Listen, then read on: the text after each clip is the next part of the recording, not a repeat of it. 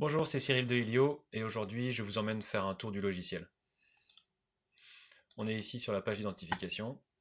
Après avoir entré notre identifiant mot de passe, on va pouvoir ici aller sélectionner l'environnement qui nous intéresse. On va retrouver plusieurs modules sur le logiciel. Le premier étant le module de dashboard, comme on le voit à l'écran, qui est la page d'accueil. Ensuite un module de trésorerie avec le suivi de trésorerie et le détail derrière le suivi des transactions. Ensuite, un module de suivi de comptabilité, avec le compte de résultat et le détail derrière le compte de résultat. Et enfin, plusieurs pages de paramétrage, le suivi des versions, des paramètres généraux, les sources connectées, et enfin, les équipes qui ont accès à l'environnement. On va faire tout le chemin de la donnée dans le logiciel. On est ici sur la page de sources. Et on va pouvoir choisir ici, en cliquant sur Ajouter, de connecter des sources bancaires ou des sources comptables. Ensuite, je vous emmène dans le suivi de trésorerie, où ici on va retrouver toutes les transactions bancaires qui viennent d'être importées.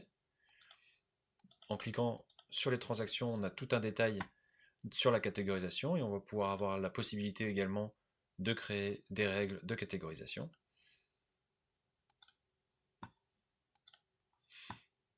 On a ici le suivi de trésorerie, réel et prévisionnel, au format graphique, mais également en format tableau.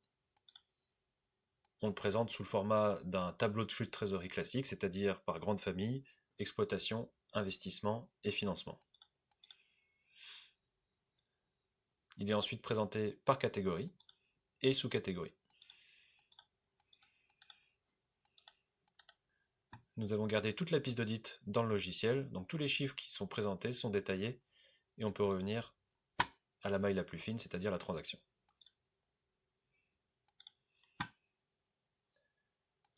Dans le suivi de trésorerie, on va pouvoir également donc retrouver le prévisionnel en mensuel.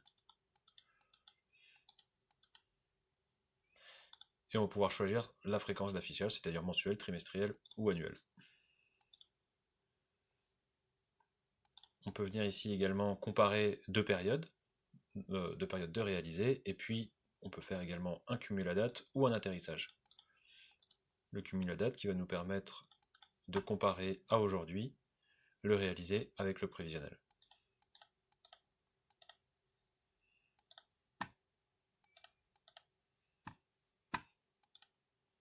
Nous avons également une vue graphique qui va nous présenter les encaissements et décaissements en réel et en prévisionnel.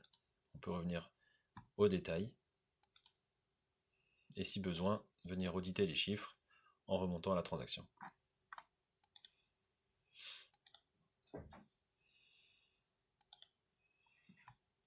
On a une petite fonctionnalité un peu cachée ici qui va nous permettre d'afficher les creux et les maximums de trésorerie en mensuel pour voir exactement comment varie notre trésorerie au cours d'un même mois.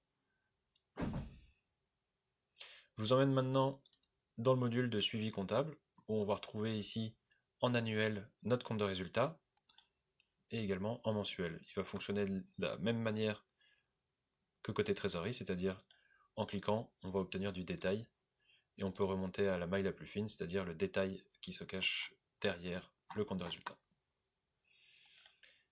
Si besoin, en cliquant, on va pouvoir venir modifier les entrées pour toujours affiner au maximum la vue comptable et avoir une vision économique la plus proche de la réalité business.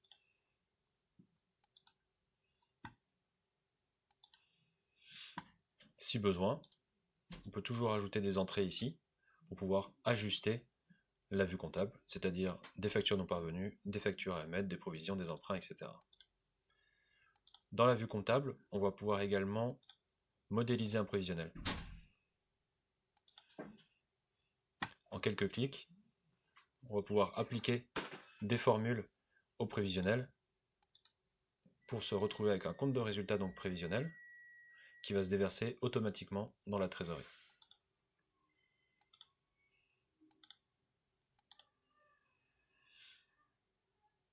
Voilà pour le suivi comptable.